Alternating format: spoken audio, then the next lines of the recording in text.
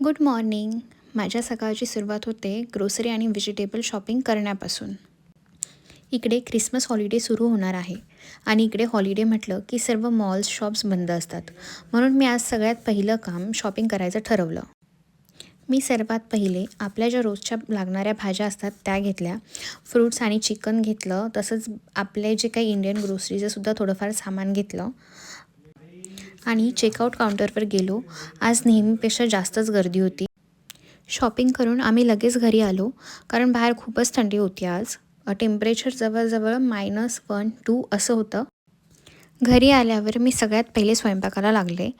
आज मला वांगी खूप छान मिळाली होती, म्हणून मी ढाबा स्टाईल बैंगन मसाला बनवायचं ठरवलं. सर्वात पहिले मी कच्चा मसाला व्यवस्थित तेलात परतून घेतला.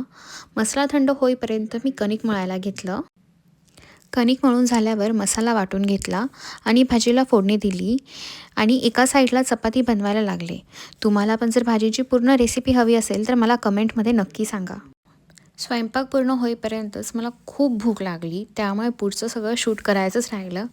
सो भेटूया आपण नेक्स्ट ब्लॉगमध्ये.